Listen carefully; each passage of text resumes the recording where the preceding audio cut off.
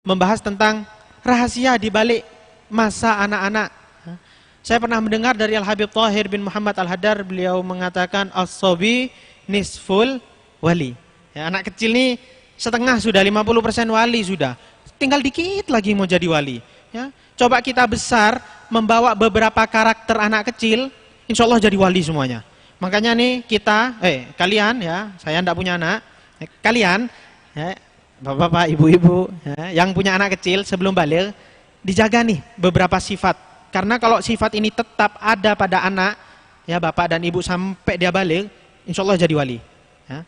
Satu, anak kecil, ya, yang sebelum balik biasanya salah satu sifat anak yang kalau kita bawa, walaupun kita sudah besar nih pingin nyoba 5 sifat nih, insya Allah kita jadi wali bisa.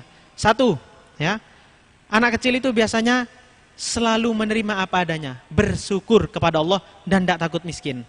Enggak pernah kan kita ngelihat anak kecil umur 2 tahun mikirin, ya Allah bulan depan gaji orang tua saya berapa ya kira-kira, digaji apa enggak ya, besok makan apa ya, nanti saya nikah kira-kira ada uangnya apa enggak ya.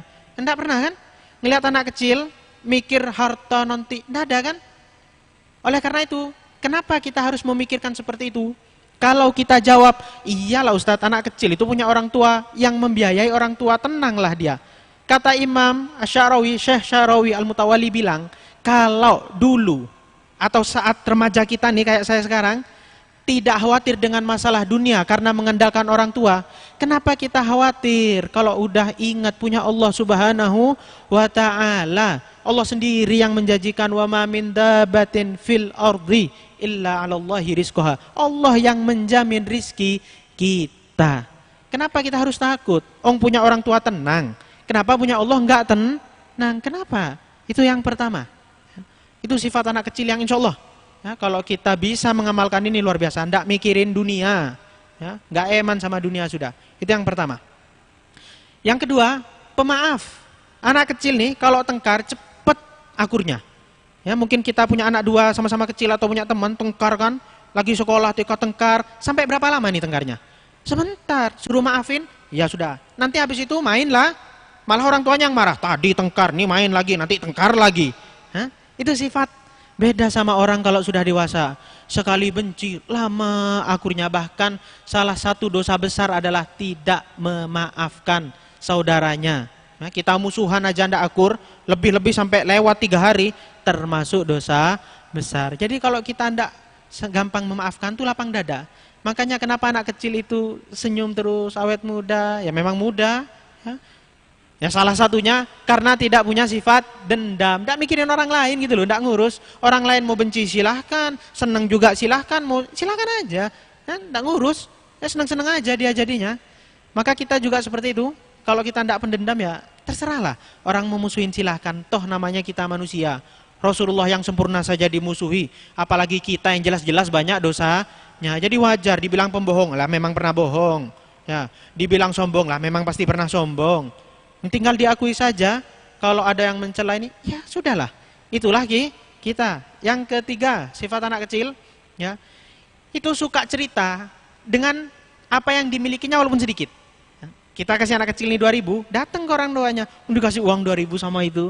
Cerita dia. Nah kita sudah besar, malah menyembunyikan uang. Kalau ditanya pengen utang, sudah punya uang, padahal ada.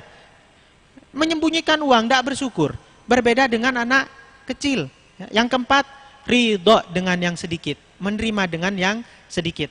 Oleh karena itu Rasulullah pernah bersabda, diriwayatkan Abi Hurairah dalam kitab Sahih, persis kata-katanya dengan firman Allah. Ya, kata Rasulullah, unzuru ila man huwa asfala minkum wa la tanzuru ila man huwa fawqakum, dzalika ajdar lakum alla tasdaru ni'matallah. Kata Rasulullah, untuk urusan dunia ya, kita lihat yang bawah, jangan lihat yang atas. Urusan dunia jangan dibalik. Kalau untuk urusan dunia, lihat yang di bawah. Kenapa? Biar gampang bersyukur dan tidak kufur dengan nikmat. Alhamdulillah saya masih punya orang tua. Ya, alhamdulillah tidak dibuang saya kayak orang yang lain.